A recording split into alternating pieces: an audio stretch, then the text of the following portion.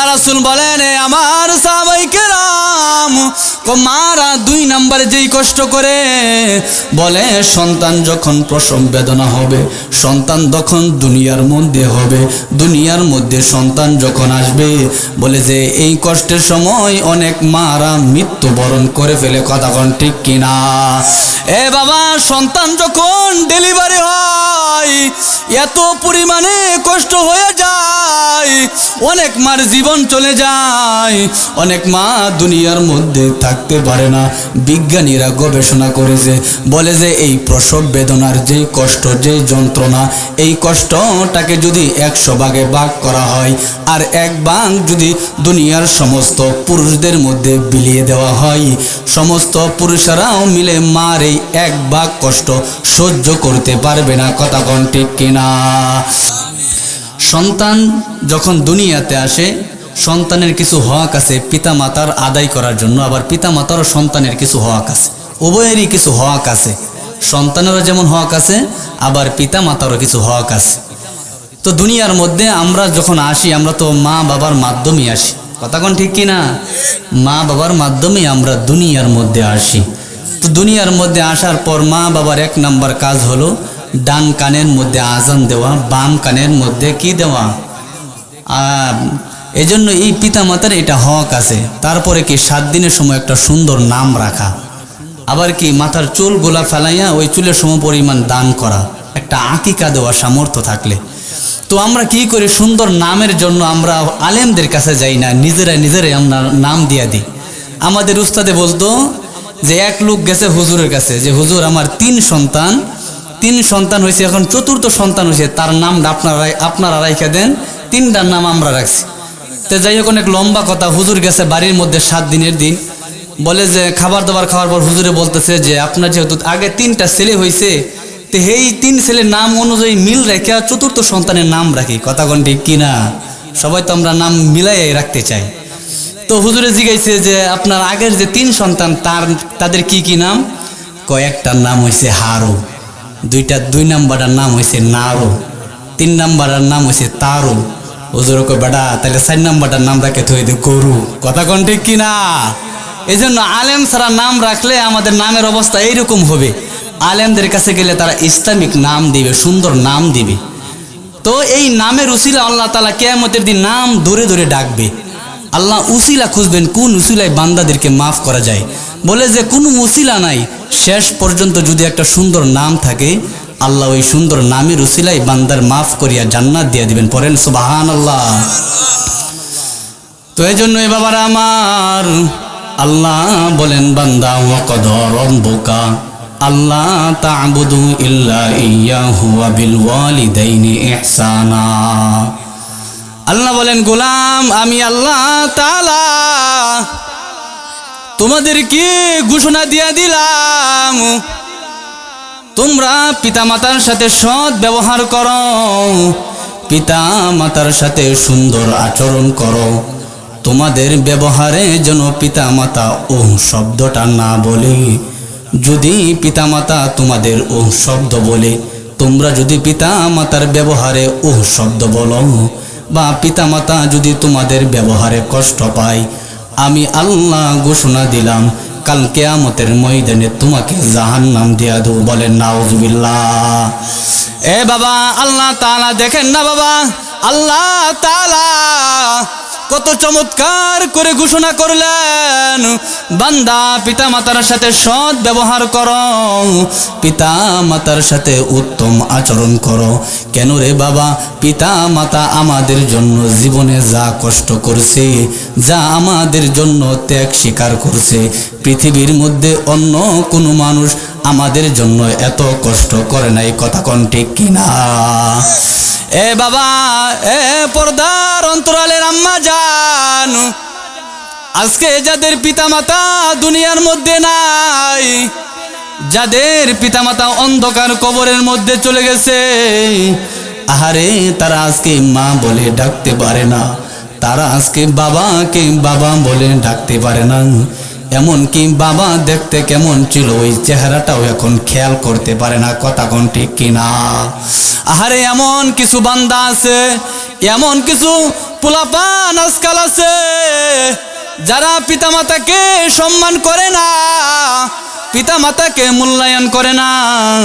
আল্লাহ বলেন বান্দা, যেই বান্দাগুলা পিতামাতার সাথে বেয়াদবি করবে, পিতামাতার সাথে অন্যায় করবে, আমি আল্লাহ ঘোষণা দিলাম ওই বান্দাদেরকে কাল কিয়ামতের মধ্যে জাহান্নাম দিয়া দেব। বলেন নাউজুবিল্লাহ। এ বাবা, আল্লাহ রাসূল সাল্লাল্লাহু আলাইহি ওয়াসাল্লাম দেখাও না হাদিসের মধ্যে কি বলে।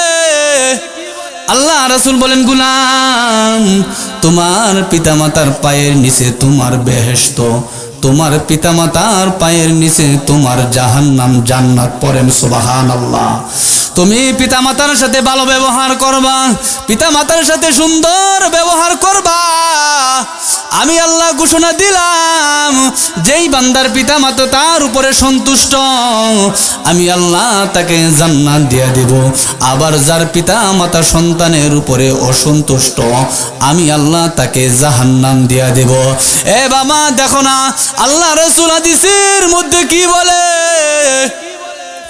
আল্লাহ রাসূল একদিন মিম্বারের মধ্যে উঠতেছে, এমন সময় আল্লাহ রাসূল যখন মিম্বারের মধ্যে ডান পা দিবেন তখন বললেন আমিন। আবার যখন দ্বিতীয় পা দিবেন তখনও বললেন আমিন। আবার যখন তৃতীয় পা দিবেন তখন বললেন আমিন।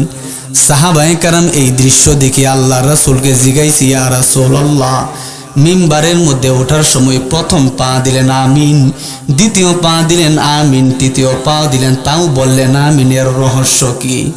আল্লাহ রাসূল বলেন, হে আমার সাহাবায়ে কেরাম, আমি যখন মিম্বারের মধ্যে প্রথম পা দিলাম তখন আমার কাছে জিবরাইল আলাইহিস সালাতু ওয়াস সালাম ওহী নিয়ে আসছে। আয়েশা বলতেছেন, ইয়া রাসূলুল্লাহ, যেই বান্দাগুলো আপনার নাম শুনে সাল্লাল্লাহু আলাইহি ওয়াসাল্লাম দরুদ পড়বে না, সে ধ্বংস হয়ে যাক। তখন আল্লাহ রাসূল বললেন আমিন। এবার আল্লাহ রাসূল বলেন, হে আমার সাহাবায়ে কেরাম, আমি যখন মিম্বারের মধ্যে দ্বিতীয় পা দিলাম তখন আমি যখন আমিন বলবো, এমনি জিবরাইল আলাইহিস সালাতু ওয়াস সালাম বললেন, যেই বান্দাগুলা মা বাবা জীবিত থাকা অবস্থায় মা বাবার সেবা যত্ন করবে না, সেই বান্দাগুলা ধ্বংস হয়ে যাক। আল্লাহর রাসূল বললেন আমিন। এই বাবা, আওয়াজ দিয়া বলেন তো, যেইখানে আমাদের পয়গম্বর আমিন বলেছে সেইখানে আল্লাহর রাসূলের দোয়া তো অবশ্যই কবুল হয়েছে। কথা কোন ঠিক কিনা? যদি আপনি পিতা মাতার খেদমত না করেন, আমি আপনি ধ্বংস হয়ে যাব। রাসূল দোয়া করেছে। এ বাবা, দেখো না আল্লাহ রাসূলের একজন সাহাবী হযরতে আলকামা, কত বড় একজন সাহাবী ছিল রে বাবা। আর মা বাবার কথা স্মরণ হইলে দেখো না বাবা, চোখ দিয়া এক ফোঁটা পানি বের করতে পারো কিনা। আল্লাহ রাসূলের একজন সাহাবী হযরতে আলকামা রাদিয়াল্লাহু তাআলা আনহু অনেক অসুস্থ হয়ে গেছে, মুমূর্ষ অবস্থায়, মৃত্যু হবে হবে এমন অবস্থায় আলকামার স্ত্রী হযরতে আলকামাকে বলতেছেন, আলকামা, তুমি পড়ো লা ইলাহা ইল্লাল্লাহ। কিন্তু আলকামা লা ইলাহা ইল্লাল্লাহ বলতে পারতেছে না, জবান বন্ধ হয়ে গেছে। আলকামার স্ত্রী আশ্চর্য হয়ে গেছে, আহারে, এত বড় একজন সাহাবী আজকে কালেমা পড়তে পারতেছে না, আজকে ঈমান হারা হয়ে এই সাহাবী মৃত্যুবরণ করবে। আলকামার স্ত্রী আশ্চর্য হয়ে গেছে। এলাকার মধ্যে যত মানুষ ছিল, আলকামার স্ত্রী তাদেরকে একত্রিত করে ডাকলেন, এই আমার এলাকার মানুষেরা, দেখো না আমার স্বামী আলকামা আজকে কালেমা পড়তে পারতেছে না, দেখো তো তোমরা চেষ্টা করে তার জবান দিয়া কালেমা তোমরা বের করতে পারো কিনা। এবার এলাকার কিছু লোকেরা আলকামার কাছে গেছে, গিয়া বলতেছেন, আলকামা, পড়ো তুমি লা ইলাহা ইল্লাল্লাহ, তাহলেই তুমি জান্নাতি বান্দা হয়ে যাইবা। এ বাবা, আলকামার জবান দিয়া কালেমা বের হই না। সাহাবায়ে কেরাম আশ্চর্য হয়ে গেছে। এবার সাথে সাথেই ওই এলাকার লোকেরা আল্লাহর রাসূলের দরবারে গিয়া বলছে, ইয়া রাসূলুল্লাহ, আপনার আলকামা তো আপনার আলকমা তো কালিমা পড়তে পারতেছে না, মুমূর্ষ অবস্থায় মৃত্যু হবে। এবার পয়গম্বর আলাইহিস সালাতু ওয়াস সালাম 4 জন সাহাবীকে পাঠাইছে। তাদের মধ্যে হযরতে সালমান ফারসিকে পাঠাইছে, 2 নাম্বার আবু বকরকে পাঠাইছে, 3 নাম্বার উসমানকে পাঠাইছে, 4 নাম্বার হযরতে আলীকে পাঠাইছে। আর আল্লাহ রাসূল বলে দিছে, সাহাবীরা তোমরা যাও দেখো তো গিয়া আমার আলকমার কি হইছে। এবার এই 4 জন সাহাবী আলকমার কাছে গেছে। আলকমাকে গিয়া বলতেছেন, আলকমা পড়ো তুমি লা ইলাহা ইল্লাল্লাহ, তাহলেই তুমি জান্নাতি বান্দা হয়ে যাইবা। এ বাবা, আল্লাহ রাসূল হাদিসে পাকের মধ্যে বলেন, যেই বান্দার মৃত্যুর সময় শেষ বাক্য হবে লা ইলাহা ইল্লাল্লাহ, ওই বান্দার মৃত্যু হইতে দেরি, জান্নাতে যাইতে দেরি হবে না। পড়েন সুবহানাল্লাহ। এবার আলকমাকে হযরতে সালমান ফারসি বলতেছেন, আলকমা পড়ো লা ইলাহা ইল্লাল্লাহ, তাহলেই তুমি জান্নাতি বান্দা হয়ে যাইবা। আলকমার জবান তো খুলে না, আলকমার জবান বন্ধ হয়ে গেছে। সাহাবায়ে কেরাম আশ্চর্য হয়ে গেছে, আহারে আলকমার আজকে কি হয়ে গেল। এবার এই 4 জন সাহাবী আল্লাহ রাসূলের দরবারে গেছে। আল্লাহ রাসূলকে গিয়া বলতেছেন, ইয়া রাসূলুল্লাহ, আপনার আলকমা তো কালিমা পড়তে পারে না, তার জবানটা বন্ধ হয়ে গেছে। আল্লাহ রাসূলের চোখ দিয়া পানি বের হইতেছে, কান্নাকাটি করতেছে, আহারে আমার আলকমা কেন আজকে কালিমা পড়তে পারতেছে না। এ বাবা, এবার আল্লাহ রাসূল সাহাবীদেরকে নিয়ে আলকমার বাড়ির মধ্যে গেছে।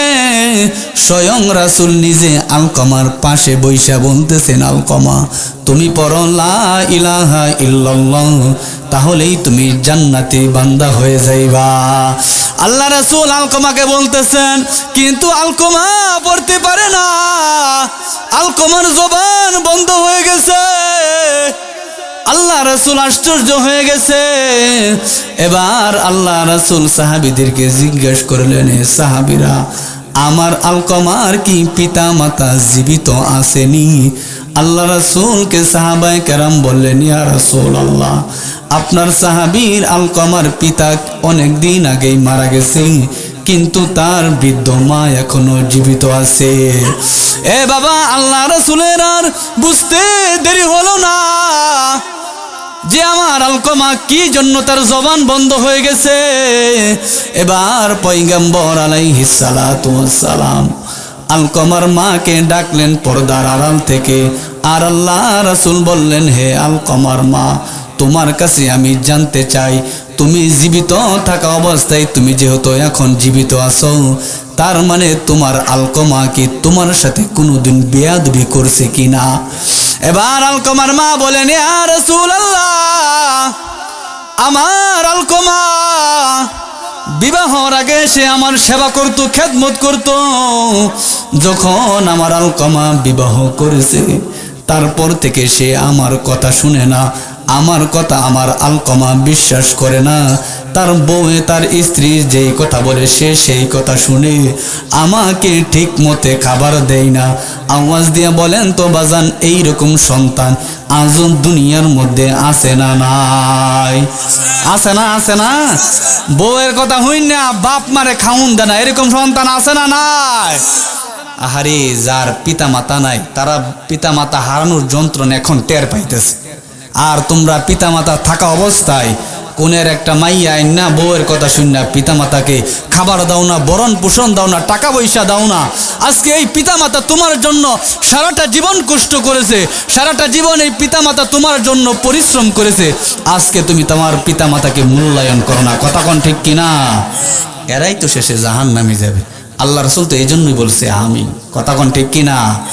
তে আলকমার যে জবান বন্ধ হয়েছে, এটা তো এমনি এমনি না, মার লগে বেয়াদবি করার কারণে। তে আমরা যে মা বাবার লগে যদি বেয়াদবি করি, আমাদের জবান তো বন্ধ হবে, এটা তো আরো গ্যারান্টি। কথা কোন ঠিক কিনা? নাকি আমাদের জবান ঠিক থাকবো? মৃত্যুর আগে কালিমা যে পড়তে পারাম, এটারও গ্যারান্টি নেই। কথা কোন ঠিক না? আমরা যেই গুনাহ করি। তো দেখেন বাবা, কি হৃদয় বিতার, কি একটা আশ্চর্য ইতিহাস। মা কাকে বলে, মা কাকে বলে একটু চিন্তা করেন, লক্ষ্য করেন।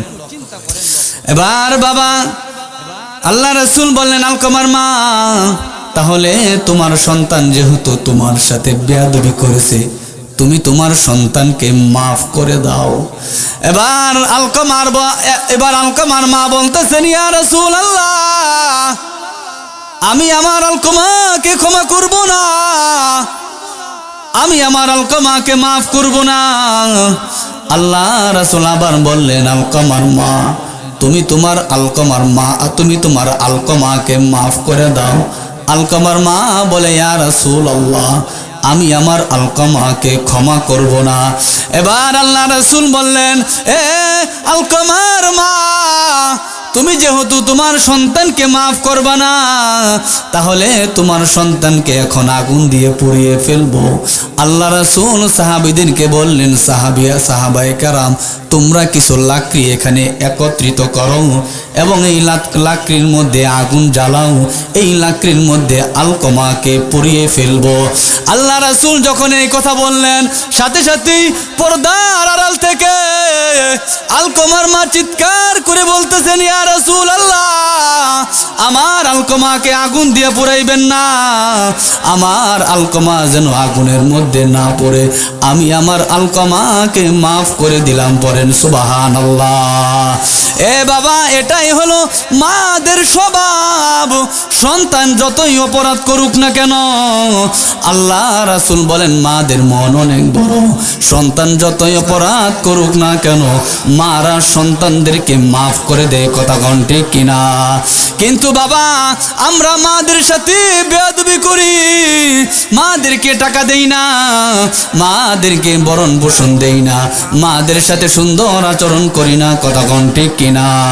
আল্লাহ রাসূল হাদিসে পাকের মধ্যে বলেন, সাহাবায়ে কেরাম আল্লাহ রাসূলকে এক নাম্বার প্রশ্ন করলেন, ইয়া রাসূলুল্লাহ, ভালো ব্যবহার পাওয়ার যোগ্য সব থেকে কে?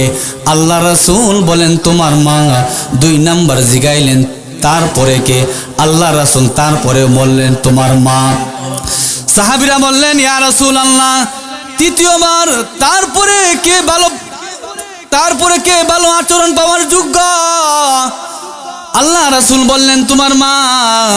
চতুর্থবার যখন সাহাবী জিগাইলেন, এ আল্লাহর রাসূল, ইয়া রাসূলুল্লাহ, তারপরে উত্তম আচরণ পাওয়ার কে যোগ্য? চতুর্থবার আল্লাহ রাসূল বললেন যে তোমার পিতা।